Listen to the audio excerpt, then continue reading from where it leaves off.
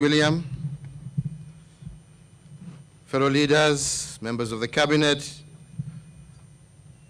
service commanders, representatives of the diplomatic corps and representatives of various organizations here present who are representing the millions of other Kenyans out there, and indeed to all my fellow Kenyans, allow me to take this opportunity to salute you all and to wish every single Kenyan a happy 57th Madaraka Day, a day our founding fathers achieved the right for Kenyans to self-govern. We commemorate this day with fond memories of the struggle for independence and the birth of the Kenyan nation, and with it, the birth of the Kenyan dream. We are further emboldened by the fact that united in struggle, we managed to defeat a giant nation. And this leads us all to believe that even as we fight the corona pandemic today, our victory over our colonizers should remind us that here too we shall be victorious. Although slowed down by the health crisis and the economic downturn caused by COVID-19, I am further comforted by the teachings of our founding fathers. They instructed us to be our very best at our darkest moment. They taught us not to question in the dark the dreams that we dreamt in the light. And indeed, when our dreams hit rock bottom, they taught us not to abandon them, but to reimagine them instead. They told us that rock bottom is actually a foundation that you can build on. This corona moment we are in, yes, indeed, a dark moment. But the founders of our nation required us to be at our very best at moments like this. And this demand is not a lofty ideal. They themselves practiced it as they fought to bring us self-rule. Fellow Kenyans, self-rule required dreaming heroically, embracing the unknown, and offering to die for an ideal. But this was not an easy feat, as thousands lost their lives at battle. The dream of Madaraka increasingly became nothing but a bridge too far. Yet in their darkest moments, our founding fathers did not abandon the course. Instead, they reimagined it, they regrouped, and they re-engaged differently. Many died before they breathed the air of freedom, but many more lived to witness the flowering of a new nation. This gave them hope that the Kenyan dream is actually within reach, and it was possible. Because of their faith and fortitude, they did fight the good fight, and they won. And out of this, they gifted us Kenya. On this Madaraka Day, we thank each and every one of them for this gift and for their teachings on how to remodel an idea in the face of enormous challenges and raging crisis. Today, therefore, and all future Madaraka Days, I call upon all of us to ponder the state of the Kenyan dream. And in pondering it, we must remember that Kenya is still a work in progress. Similarly, as we reflect on the progress we have made, as we look inwards for self-introspection, we must not over-criticize ourselves. And I say so because in the subconscious mind, we become what we repeatedly do. If we repeatedly feed our national psyche with negative energy, we become an nation of angry and frustrated people. Yet dreams cannot flourish in a negative environment whose main currency is anger and animosity. Fellow Kenyans, this Madaraka Day, I want us all to reimagine Kenyan. More so because COVID-19 has forced us into a situation where we have to reset our national systems. But to reimagine our dream and nationhood, we must also reflect on our history, because history has laws that show us the future. We must begin by asking ourselves a number of questions. How was the Kenyan dream imagined in the very beginning? And how did we come to be? How did the original blueprint of Project Kenya look like? Let us make a historical inquiry in response to these questions. Fellow countrymen, 2 years after Madaraka Day, our founding fathers adopted sessional paper number 10 of 1965. It was entitled African Socialism and its application to planning in Kenya. This was the vision document for our young nation and was full of dreams for the future to come. It envisioned a Kenya with an Africanized economy, an economy largely locally owned, whose industries were producing for regional markets, and in which technology was the light and heat of commerce. A nation that drew from itself for itself. This dream was further articulated by Jaramogi Oginga Odinga in his book, Not Yet Uhuru, that was published in 1967. The central theme of this book was that independence was not complete until the economy was in the hands of Africans. Jaramogi envisioned a Kenya that was unapologetic about its Kenyanness, a Kenya that could stand on its own feet in a world unfriendly to the African people, and a Kenya that is capable of enterprise and development in fields beyond our shambas. Then there was Tom Joseph Mboya, one of the other founding fathers, who echoed the dream. In his book, Freedom and After, he reminds us that great things are made of a series of small things, and that the making of a nation is the work of many small events and transitions, many small failures and successes. But Tom Mboya's main reflections were on constitution making. Having been involved in the Lancaster constitution making process in the 1960s, Mboya cautioned the nation against constitutional rigidity. In particular, he argued that the Constitution cannot be useful to a country if it is an end in itself.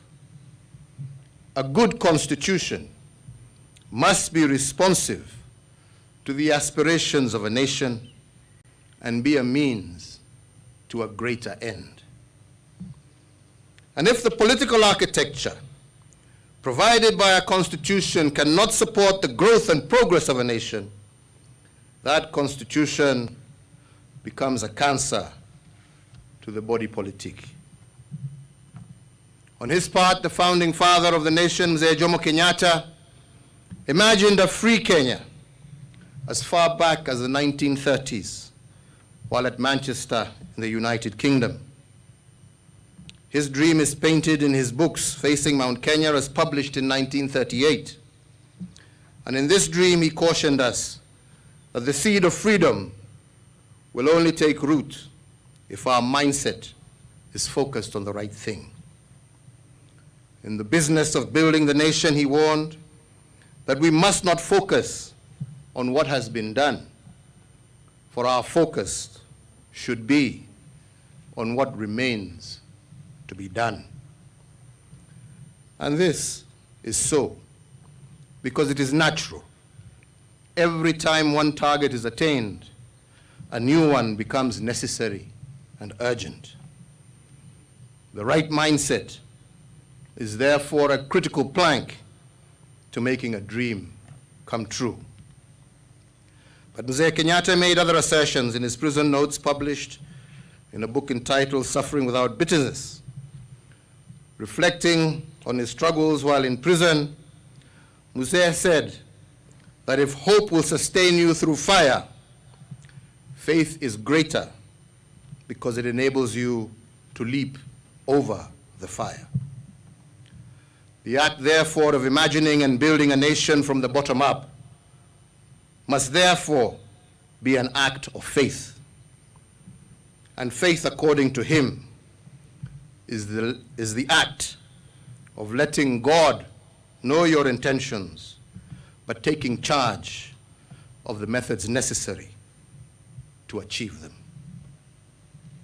Fellow Kenyans, our founding fathers left us with deep teachings and convictions, and now we must summon the teachings as we reimagine our nation today. We have achieved the dreams of the founding fathers as captured in sessional paper number 10 of 1965 and revived in sessional paper number 1 of 1986. Further, I believe we have made admirable progress in the implementation of our own Vision 2030 as my administration implements the Big Four agenda. But truth be told that this vision comes to an end in 9 years. So the urgency for a new vision, a new dream, is therefore real.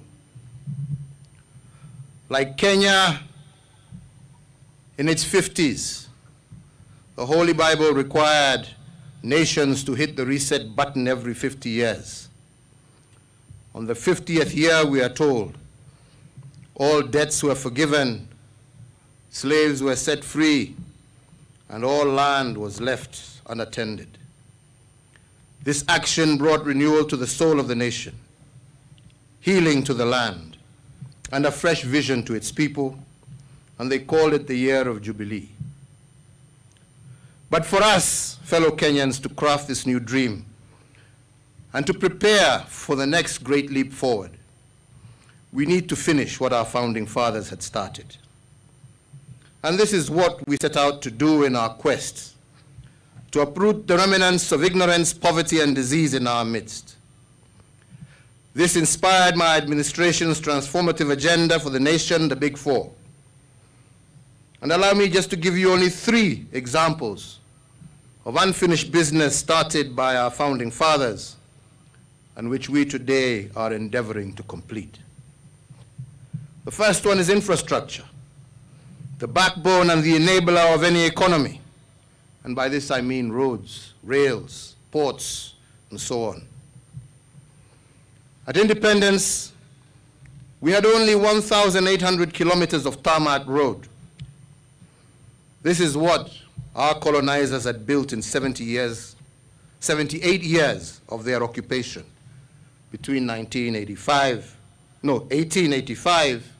and 1963. This means that all their endeavors for 78 years, they only managed to tarmac a total of 23 kilometers a year. After independence, our founding fathers built an extra 11,200 kilometers of tarmac roads over a period of 50 years. This was about 10 times what the colonizer had done.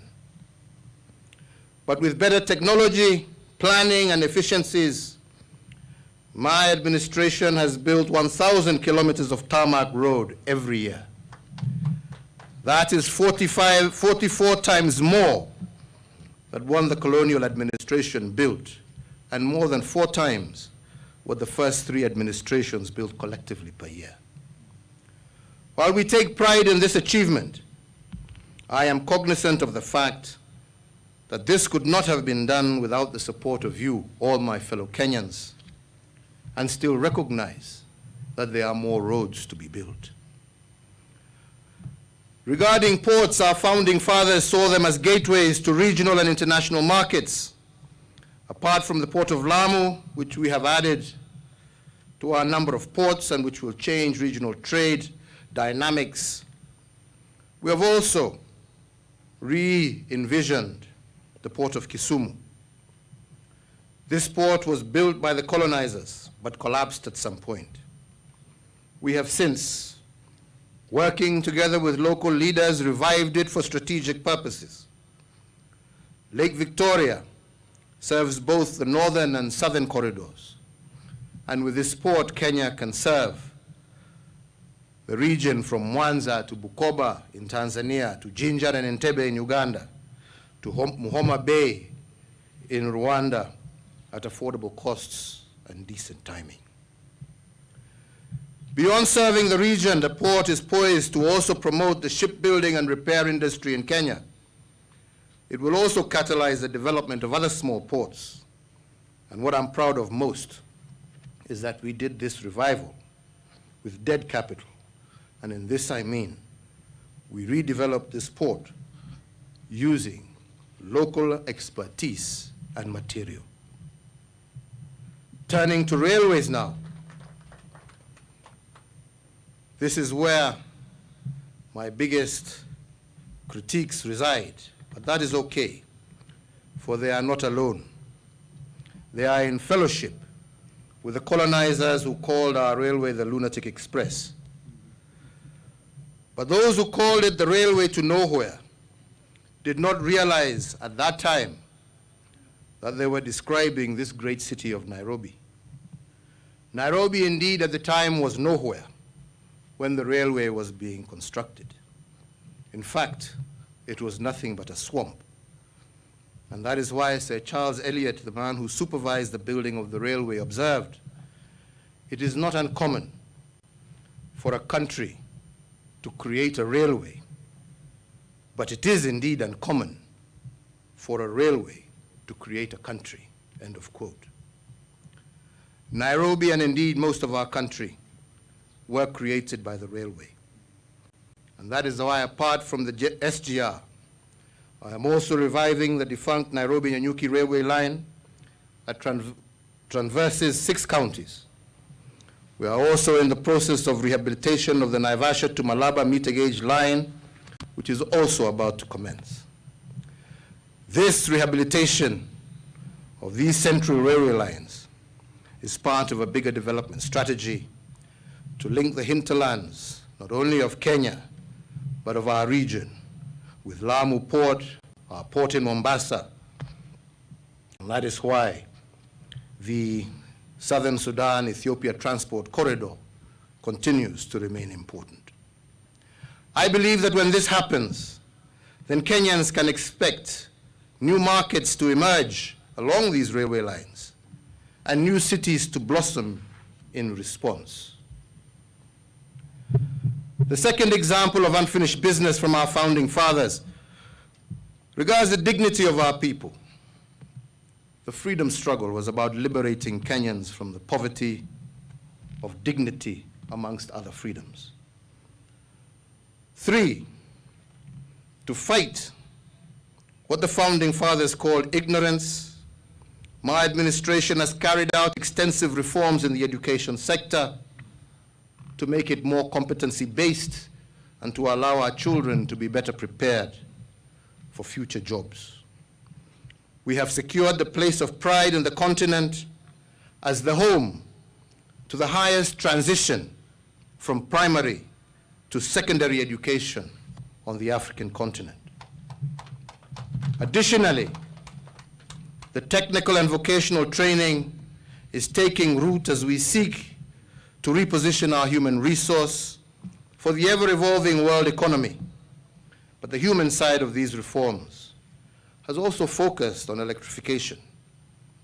We have connected 99% of all our schools to electricity. And as we did this, we also realized that a substantial part of learning happens at home, even in better days. That is why we were motivated to do our Last Mile program, connecting homes to power. For the record, it is indeed worth noting, fellow Kenyans, that after 78 years of colonial rule and 50 years of independent administration, only a total of 4.5 million households in Kenya were connected to electricity. But from 2013, and in only 7 years, we have connected close to 3.5 million households, bringing the number of households connected to electricity close to 8 million.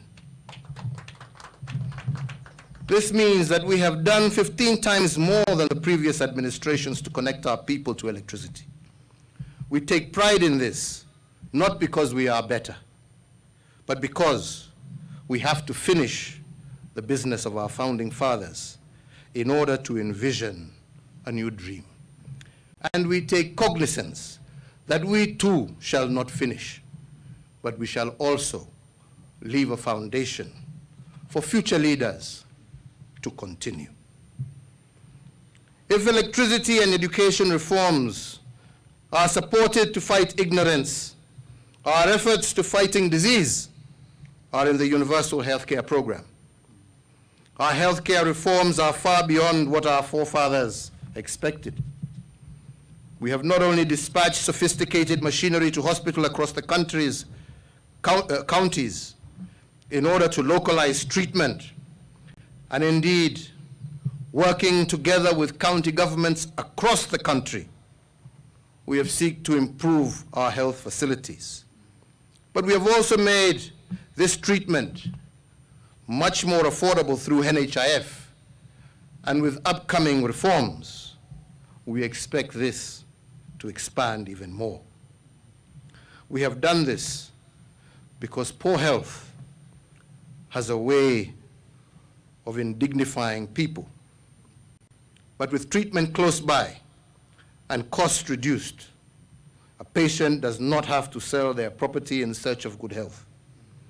If this was the dream of our founding fathers, then it is our obligation to achieve it.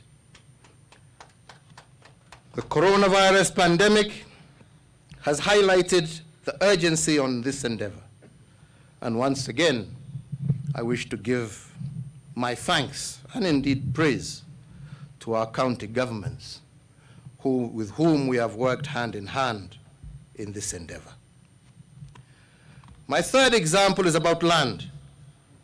A critical motivation for waging the war of liberation against the colonial rule was land. Regaining our land from the colonial masters and laying a personal claim to it was a motivation for the struggle. And that is why the title deed became a sacred emblem to many Kenyans. It is a token earned from a struggle of sorts. After 50 years of independence, 6 million title deeds were issued by 2013, when I assumed the presidency of our nation. This was a motif of our faith in the struggle. In the 7 years of my administration, we have managed to add a further 4.5 million title deeds that have been issued under my administration. And this was done to keep the promise of our founding fathers alive. These are among many other programs and projects aimed at realizing the dream of our forefathers. Fellow Kenyans, as I have already mentioned, Mzee Jomo Kenyatta taught us that we must not focus on what has been done. Our focus should be on what remains to be done. But in giving you the 3 examples of my achievements, I was not telling you what we have done. I was telling you why we did it. We did it in order to finish the business of our founding fathers, so that we can indeed reimagine the Kenyan dream. I now want to shift to 2 things that I believe remain to be done in order to reimagine our new Kenya. The first thing goes back to T.J. Mboya and the thoughts he expounds on in his book Freedom and After, and his collection of speeches that were published under the title The Challenge of Nationhood. 50 years ago, Mboya warned Kenyans against constitutional rigidity. As I have already mentioned, he told us that a constitution is not an end in itself. It is a means to a greater end. It is a living document. And if certain elements of the Constitution outlive their historical purposes, they become a cancer. They must be removed, or they will infect the good elements of the mother law. And that is why, fellow Kenyans, we removed Section 2A that had been added to the Independence Constitution in the early 1980s. We removed this section in 1991 in order to create a multi-party system. Why? Because this Section 2A had outlived its historical purposes, and it was morphing into a political cancer. Then after the 2008 violence, we embedded the National Accord and Reconciliation Act into our Constitution to expand the executive arm of government. This happened out of historical necessity. And then again in 2010, we formulated and adopted a new constitutional order, altogether replacing the Independence Constitution. Indeed, today, I am truly thankful to the Almighty God for having been given the mandate by the people of Kenya to not only lead its implementation, but also to serve as the first president under this new constitution.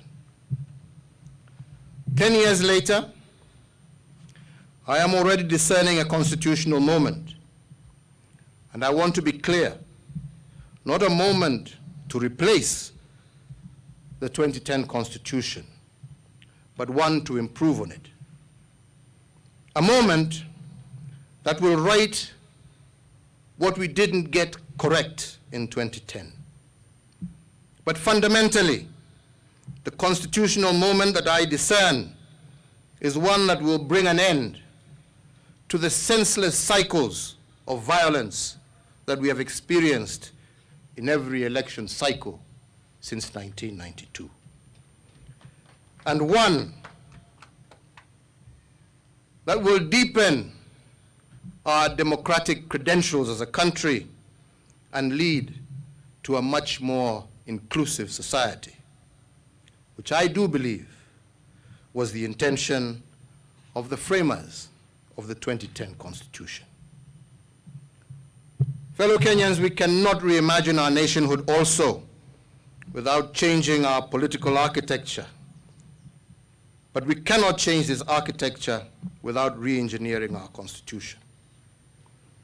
If we have done great things in the area of brick and mortar, the greater things that remain to be done have to do with our governance system, and we must not be afraid of changing the system if it does not serve our present and future purposes. The second thing that remains to be done is the transformation of our civic culture. Culture is at the core of reimagining a national dream. And when the drafters of Chapter 6 of our Constitution put pen to paper, what they wanted was to bring this culture to order. But it is difficult to police a political culture. More so, if the culture is like one that was described by Canon Donaldson of Westminster Abbey. Canon Donaldson, on March 20th, 1925, spoke of a culture that thrives in politics without principle, wealth without work, pleasure without conscience, knowledge without morality, science without humanity, and worship without sacrifice. And part of this sermon speaks to our reality today as Kenyans. If we are to push the reset button and reimagine our dreams as a nation, we must transform our civic culture to one that is based and biased towards duty, hard work, and integrity. Fellow countrymen, we need political leaders totally committed to promoting not themselves, but what will transform lives of our people in line with what our founding fathers yearned for. Indeed, as Martin Luther King Jr. said, and I quote, "We need political leaders not in love with money, but in love with justice.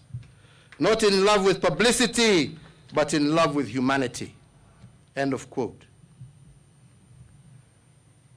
Finally, fellow Kenyans, I want to address in brief our national response to the coronavirus pandemic, because I will be addressing you again on this issue in a few days to come. As a caring, responsive government, and to cushion all Kenyan households against the economic shocks triggered by the coronavirus disease, we continue to progressively roll out targeted measures to sustain livelihoods. We have reduced taxes to enhance affordability of all products by reducing VAT from 16% to 14%, and increase the earnings and purchase power of all employees by reducing pay as you earn. But we have also incentivized business to retain staff and operations by reducing corporation tax. Last Saturday, I also announced an 8-point economic stimulus program that will see additionally us sending a further Kenya shillings 53.7 billion to Kenyan households. Indeed, I have noted with concern the fact that our hospitality sector, that has been greatly hit as a result of the lockdowns, we have many of our workers now who are seemingly being laid off as a result of there being no business in all our tourism or hospitality facilities. And in order to cushion these workers and to work in line with this sector, my administration will focus on an intervention by offering an initial 2 billion shillings from the Exchequer to support hotels and all related establishments and to ensure that they are able to maintain their staff complement. And our cabinet subcommittee will be meeting to engage with stakeholders to develop the protocols for this. Fellow Kenyans, we need not be persuaded as a people why we must do everything in our power to conquer this invisible disease, this invisible enemy. But to do so and regain the ground we have lost, we need to come together as a nation. Each of us is called to become a shujaa against this disease. The containment measures and protocols issued by the government, while absolutely necessary, we also recognize have constrained our freedoms and indeed, as the Deputy President has just said, changed our way of life completely. I appreciate the anxiety that is weighing heavily on the minds of parents and children, particularly those preparing for the national exams. And I share the heavy hearts of all the faithful who can no longer congregate and share in worship of the Almighty. In this regard, and conscious of the emerging trend of infections, I am hereby directing that the Ministry of Education fast-tracks and finalizes the ongoing consultations with all stakeholders that will provide us with an appropriate calendar for the gradual resumption of education in the country. The guidelines should also include protocols to be followed by all learning institutions in order to guarantee not only the safety of our children, but the safety of their parents and grandparents. 2, that conscious of the fact that Kenya is a God-fearing nation, I have also directed that the Ministry of Interior, the Ministry of Health, to continue and hasten their engagement with religious leaders across the country with the objective of developing protocols that will be adopted to guide a more participatory way of worship while guaranteeing the safety of worshippers. Fellow Kenyans, I also wish today, and on behalf of an internally grateful nation, to recognize and commend our healthcare workers for giving their all in support of our response to this pandemic. I also want to recognize our researchers and innovators, including the team of university students that designed and built a customized ventilator. The country is also indebted to the thousands of Kenyans who provided meals for our law enforcement manning checkpoints, and our artists who raised awareness of the virus through their music and artwork. But we are also forever truly grateful for our men and women in uniform who have continued to work above and beyond the call of duty to keep us safe and to ensure that rules are followed. We also recognize and commend all those who have selflessly generously supported the Coronavirus Response Emergency Fund, from the contribution of 500 shillings by a young 11-year-old called Zawadi Mtua, to the Kenya shillings 300 million personal contribution from Dr. James Mwangi and his family.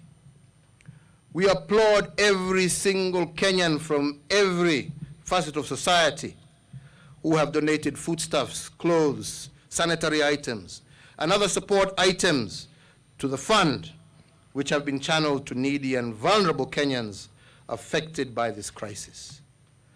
I thank, too, all our international development partners who have quickly responded to our needs during this difficult time. Indeed, to recognize and honor these Kenyans who have exhibited exemplary service, sacrifice, patriotism, and heroism, and a high sense of civic duty in helping steer Kenyans through the current pandemic, and on behalf of an internally grateful nation, I have, on this first day of June 2020, issued an executive order establishing a new national award and state commendation, the Presidential Order of Service, Uzalendo Award. The names of the inaugural recipients of this high national honor have been published in a special issue of the Kenya Gazette dedicated to them. Fellow Kenyans, I would like to end my address today by once again re-emphasizing the calling by our founding fathers, that they went through the fire and yet founded a nation that we call Kenya today. Their voices are calling out to each and every one of us during this moment of uncertainty. And they are telling us to be our very best in our darkest moments, just as they were. They are telling us that they fought for the liberation war for over 40 years and it came to pass. We will fight the challenges that we are faced with today, and this too shall come to pass. Mimi sitaki niongeze zaidi, isipokuwa tena kuchukua nafasi hii kuwatakia Wakenya wenzangu pahali popote mlipo, ikiwa ni Madaraka Day ya kipekee, kwa sababu leo hatusherehekei pamoja vile tumezoea. Leo vile Gavana Oparanya na naibu wa rais wamesema, tuasherehekea kila mtu akiwa nyumbani kwake, akisikiza radio, akiangalia TV au kwa mitandao mbali. Lakini hata kama hatuko pamoja kwa kiroho na fikra, tuendelee kuwa pamoja kama Wakenya. Na mimi sina shaka tutashinda na Kenya yetu itasonga mbele. Na watakia kila mmoja wenu laheri siku hii ya Madaraka, na tukienda mbele. Tumesema kuna mengine ambaye tutataja hapo baadaye, haswa kuhusu ile mikakati tutachukua siku zijazo kuhusu hii ugonjwa wa corona. Yangu ni kuwauliza wenzangu, tuendelee kuhakikisha ya kwamba tumetii zile masharti tumepatiwa na Wizara ya Afya. Tujue kwa ukweli huu ugonjwa uko nasi, na ni jukumu la kila Mkenya kuhakikisha ametenda kile awezacho yeye mwenyewe kibinafsi kuhakikisha ya kwamba pamoja tumeshinda na tumeondoa huu ugonjwa kati yetu. Na watakia kila laheri. Nasema Mungu awabariki, Mungu aibariki taifa letu la Kenya, Mungu aendelee kutupatia umoja na uwiano, na Mungu ailinde taifa letu. Asanteni sana.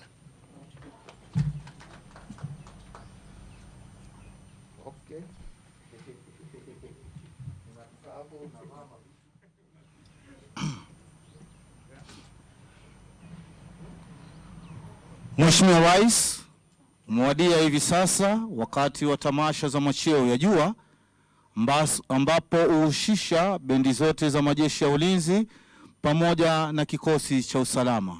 Mheshimiwa Rais, Mass Band.